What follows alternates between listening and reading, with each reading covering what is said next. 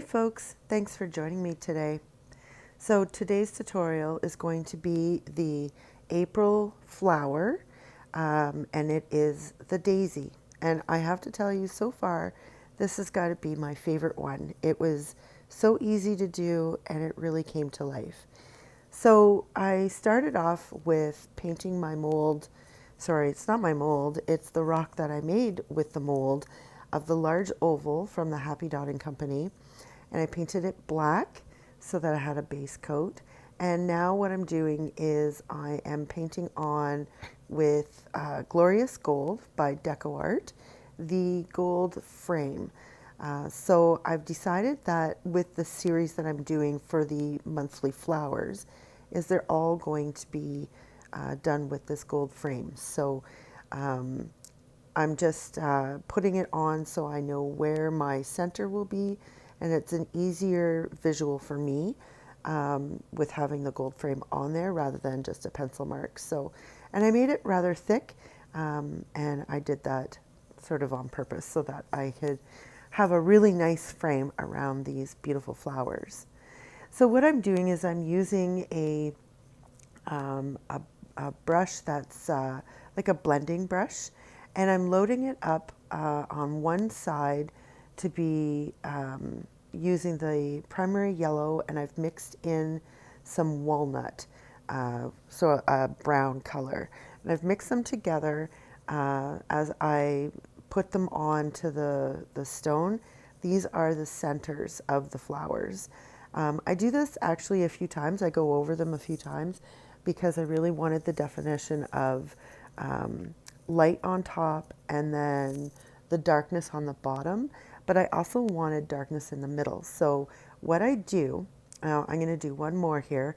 So I tap on and get my center the size that I want it, and I go underneath it. So let's see if I can explain this a little better. So I have the yellow on one side of the brush, and then I have the walnut on the other side of the brush, so that the brush is actually split in two.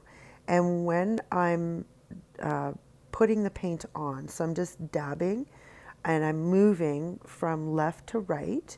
You could also do right to left. And I'm doing it sort of in a very slight arc going up.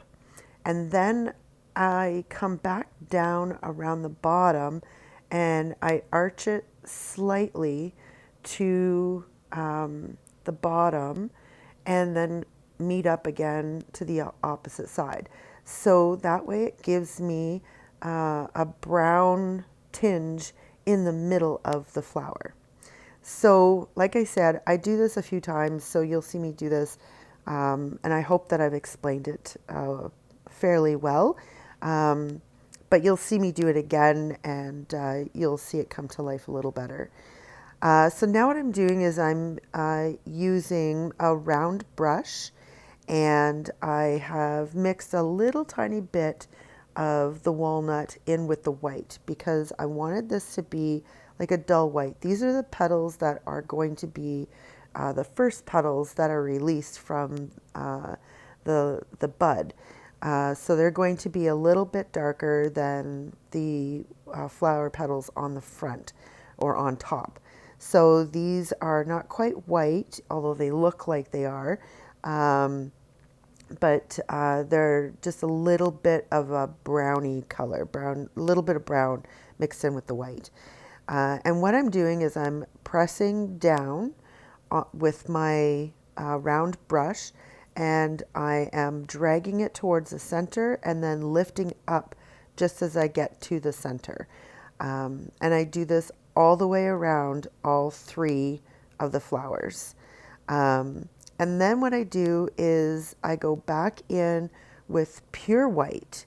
So no mixing of colors, just the pure white. I'm using Wicker white by FolkArt.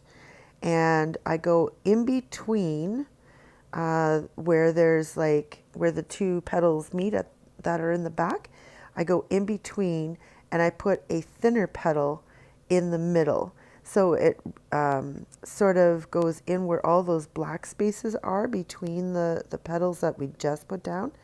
I'm now going in and filling in that black spot with these smaller white petals.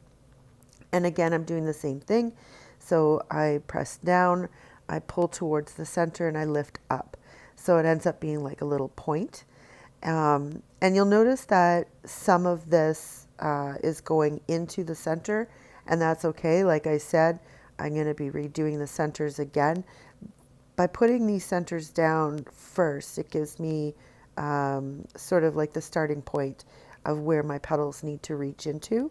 And so it helps with me to be able to get them there. So I do that all the way around for all 3 flowers. So while I'm doing that, I'm just going to take this moment to say, if you like the video, to give me the thumbs up. It's the best way to do it. It's fast, easy. It's just one click, and it lets me know that you like this video. If you're new, I urge you to please subscribe. I post an awful lot of videos with all sorts of different content, and you definitely don't want to miss any of them. I've got a bunch of Easter ones coming up, and I'm really excited for those, and I hope you enjoy them as well.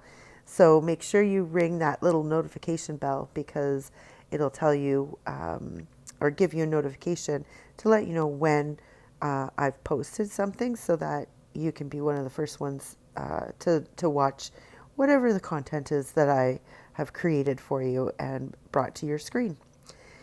So I have just finished doing all of my petals, and I'm just fixing them up a little bit.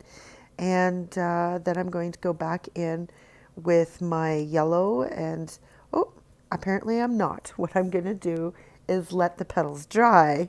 So I'm going to paint on the stems. So I'm using Kelly Green and Happy Green. So Kelly Green is by DecoArt. Happy Green is made by FolkArt. And I basically dip my one side of my brush into the Kelly Green, and then the other side of the brush I dip into the Kelly Green or the Happy Green, and then I just let my paintbrush, it's just a small round brush that I'm using, and I let it slide down to the bottom, and it gives the shading all in one stroke. So that's why I like this one stroke painting technique, because in one stroke, literally, it's exactly what it says. In one stroke, you get everything that you want. So I'm using a chisel brush right now to do the leaves using the same paint colors. So what I do is on the short end of the chisel, I put on the Kelly Green, and then on the tip of the chisel, I put on the Happy Green, which is the lighter green. And then what I do is I push the brush down, and I give it a little bit of a wiggle as I move my way up, and then I reverse it and bring it back down to meet where the stem is.